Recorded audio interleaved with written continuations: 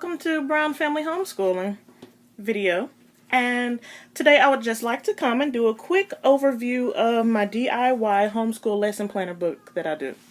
And I wanted to do this kind of as a way of showing different homeschool families that are interested in homeschool or interested, if you're already homeschooled but you've been looking at different planners and you kind of figure, you know what, I can do that myself. Well, you know what, you can. And I've been doing this for the past 7 years. We've been homeschooling, and every year I create my own DIY planner. So the first thing that I needed to do this was my binding machine. I am a stickler for frugal homeschooling and homeschooling either for free or for very little.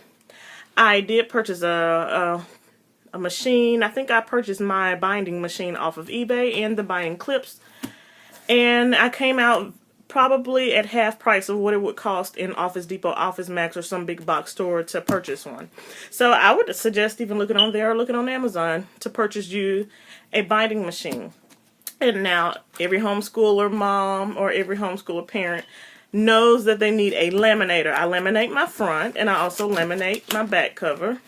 And this year I also laminated a couple of divider sheets that were in the middle. So I just, I love chevrons, so I just found me a picture of some nice chevron in the color that I love and laminated this for this year. And I use Tina's Dynamic Homeschool Plus. I've been using that website for several years to get my school calendar every year that I use for my planner. And this year I also downloaded her yearly calendar because we do homeschool year-round.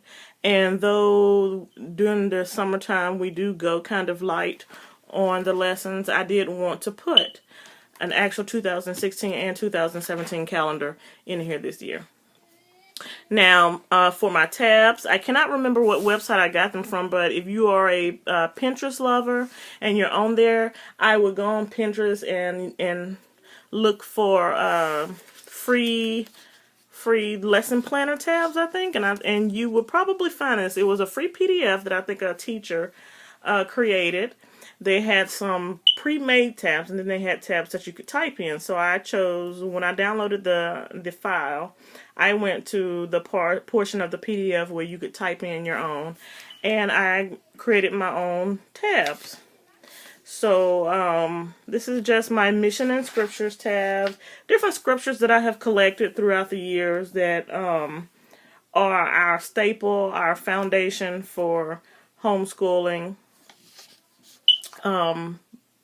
As a family that's called by God and led by God to do so.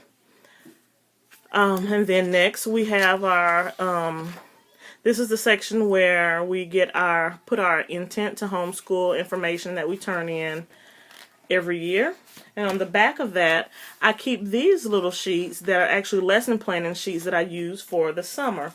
I think I got this lesson planner sheet from, what does it say? I got this from, I know you can't see, but it says organizinghomelife.com. That's where I got this from.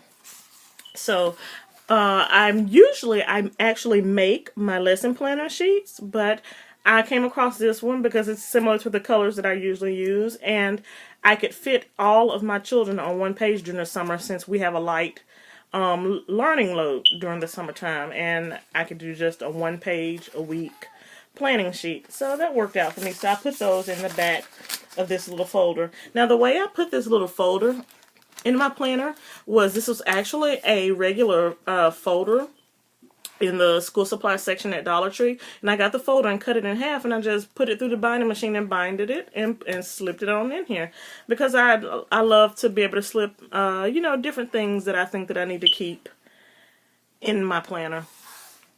Now my next tab is the scope and sequence. Scope and sequence is what I use because as a method of having an outline.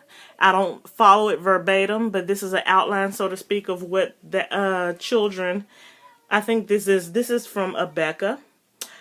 and it's a scope and sequence. Many publishing companies make a scope and sequence, and I just choose to use Abeka's because they're a Bible-based company. I don't purchase their curriculum, though I have found a few of their workbooks and things from the thrift store that I find a lot of books at. But I've been downloading their curriculum. I downloaded it one time, and that was about 7 or 8 years ago. And so every year I reprint out the part of the scope and sequence. The scope and sequence is just an overview of what the child at that age level usually learns in a particular curriculum, or in the public school setting or whatnot, or in private school. And it gives me an overview. So I kind of use that to do my at a glance for the year. What do I want to go over with a particular child? What benchmarks do I want to set for that person to learn for that year? And so I use this. Now, this is the old version. If you go to Abeka's website now, you will find a new one that it will probably have this information, but it looks like they have changed the format a little bit and added a lot more picture files and things on the actual scope and sequence it's, I guess, kind of, to show what books and things that they're covering those particular milestones in.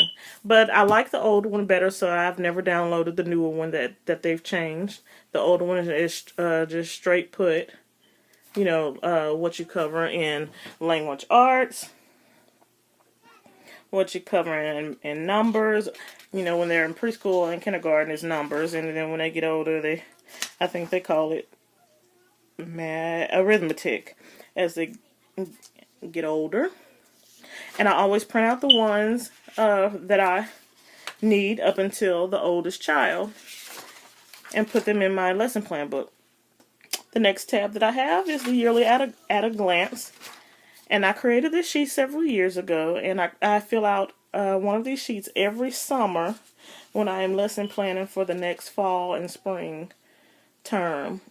I fill out a year at a glance, and I kind of map out what it is that I want using my scope and sequence. And I also use previous lesson planners that I've done with the older children, and I also use my common sense with that particular child, how they learn, and to figure out what the map for that year will be for that particular child. Now, don't laugh at me because I haven't done it for this year, but yes, we have started back in, and we are rolling back into our textbook work for this year, slowly but surely.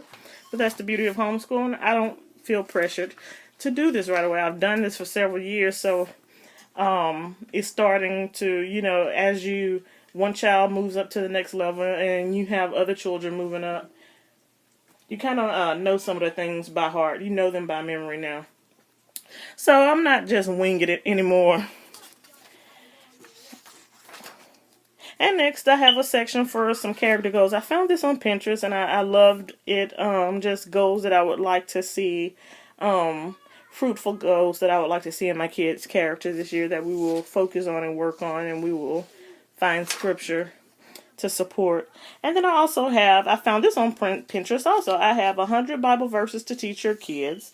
And so we are going to be using this because a part of their lesson that they do daily is scripture copy work and scripture memorization. So we're going to try to go work through this list, and that should be pretty fun.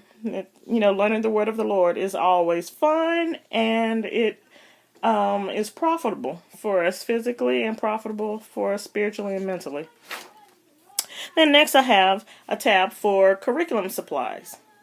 So if there's a book or something that I would love to look up and maybe look into purchasing, I'm going to write on this list. Also, if there's something that I find that I would love for my library to get, or if my library already has it, I will write this book down and, check it out from the library. But I would love to keep a list of the things that I check out every year from the library, educational-wise, because, I could come back to this lesson planner book after I'm finished with it, and I could look, just quickly look up the resources that really, really helped me, or that were great supplements.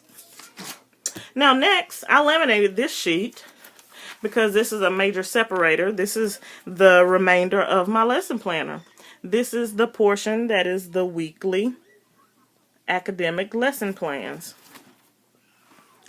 So I found that picture, can't remember where, probably on Pinterest. Somebody probably created it and offered it for free, and I downloaded it and thought, that'd be cute as a divider for the weekly planner section.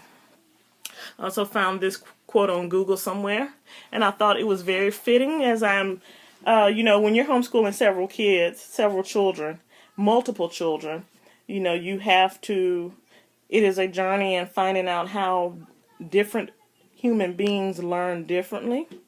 And not all of your kids are going to learn at the same pace. And I have come to learn that. And I thought that this quote was very fitting, that it shouldn't matter how slowly a child learns as long as we are encouraging them not to stop.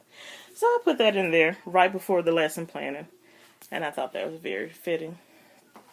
Now I created this this weekly lesson planner for our oldest. And I just have the subjects that I teach, and I have the days, and I have notes area at the bottom to write down different things, details about the things that I'm teaching, or maybe things that I might want to get prepared to teach for the next week. So that little section is for our first, and I get these little tabs, sub-tabs that I use from Dollar Tree, and I just label them with a Sharpie marker. The next section is for our twins. Now, normally I do make my own weekly lesson plan sheet, but I got this from Newman's Corner, I think it says. I found it on Pinterest, and the colors are like something very similar that I like to make, so I decided to use it for my 8-year-old twins. Now, my next section, I created this template, and I use this for my 6-year-old and my 4-year-old, soon to be 5-year-old. And so I have 3 different sections, one for the oldest, one for the twins, and one for my younger 2. And I don't have my baby in here yet because, she's still a 1-year-old. So that's basically it. And in the back, this laminated back cover, I used this Day at a Glance, and I wanted it in the laminated portion. I got it from Play-Doh to Play-Doh. I think I found it on Pinterest also.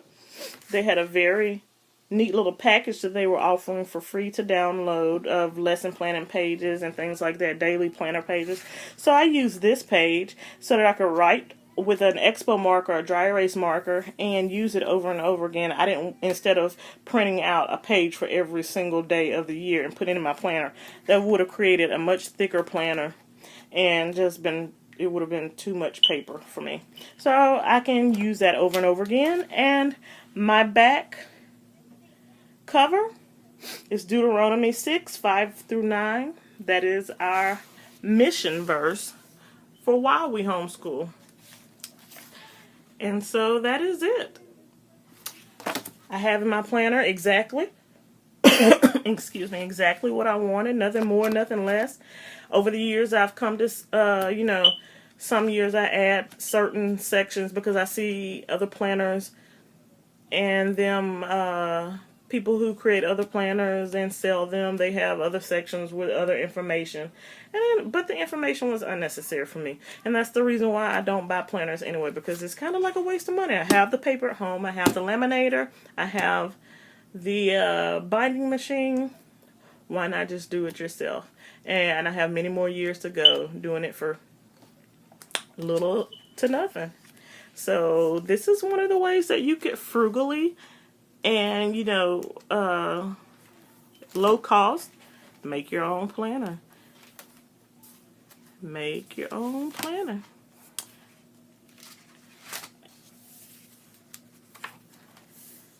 So yeah, I think for my lesson plan weekly pages, I use PowerPoint, Microsoft PowerPoint. And yeah. So if you have any questions, leave a comment below. Please like this video and let me know if it helped you. And I will try to make some more videos about homeschooling tidbits. And I'm so thankful that you came by our channel today and watched this video. Thank you for watching, and we will see you next time. Bye-bye.